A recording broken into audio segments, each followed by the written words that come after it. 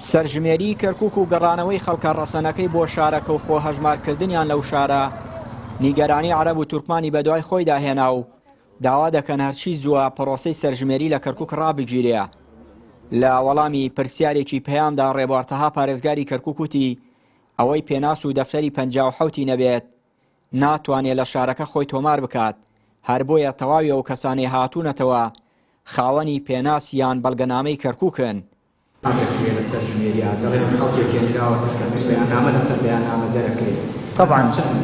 طبعا سێری کەن حەزەکەم شتێک بڵێم زۆر بەسەریحی هیچ کەسێک ناتوانێت هاوڵاتیە بکاتە خەڵکی کەرکووک ئەگەر خۆی کەرکووکی نەبێت و مستەمسەکاتەکانی دەلیلە بێ بۆ ئەوەی ئەمە کەرکووکیە یان کەرکووکی نەبێت. ئەمە پێویست ناکات هیچ خۆی کەسێک خۆی بەم شتانەوە ماندوو بکات. من هەویەکم هەیە یان باوکی من هەویەکی هەیە، ئەو هەویە قەرارەدا کە من خەڵکی چی شارێت. لە ڕابردوودا بەهۆی بێدەسەڵاتی کورد لە شارەکە بە سەدان خێزانی عەرەبی دەرەوە هێنراونەتە کەرکووک و ئێستا دانیشتووی و شارەن.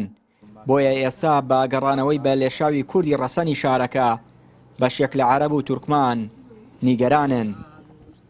ئێمە پێمان وایە نەیارەکانی کورد کە هەندێک لەلایەنە عەرەب و تورکمانەکان ئەیانەوێ ئیستثماری ئەوە بکەن کە لە دوای ساڵی 2017 لە کەرکووک و ناوچەدا بڕێنراوەکان هێناویانەتە دی و کراوە بە دیفاکتۆ ئەمری واقع. بۆیە هەرگیزا و هەرگیز نایەنەوە کورد بگەڕێتەوە بۆ پێش ساڵی 2017 واتە ئەو لاوازیەی کورد ئەو بێدەسەڵاتیەی کورد ئەیانەوێ درێژەی هەبێ و بەردەوام بێ، نایەنەوە دووبارە بێتەوە. بۆیە ئێستا بەگەڕانەوەی بەشێک لە ئاوارەکانی کەرکووک خەڵکی ڕەسەنی کەرکووک کە بەشی زۆریان لە تۆماری 57 تا خۆیان و بنەماڵەکانیان تۆمار کراوە و خۆیان کەرکووکی ڕەسەنن، پێیان قبول و هەزم ناکرێت نەخواستە ڕۆژێک لە ڕۆژان پرسی کەرکووک بە دەنگدانیان ئەم ئامارە بکرێتە پێوەر، کورد پێگە و دەسەڵاتی خۆی وەرگێتەوەی کە پێش 2017 بوو.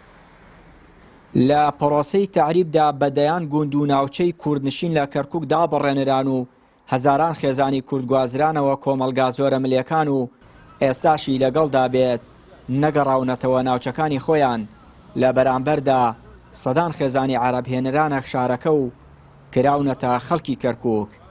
چیانوری کەناڵی پەیام، کەرکووک.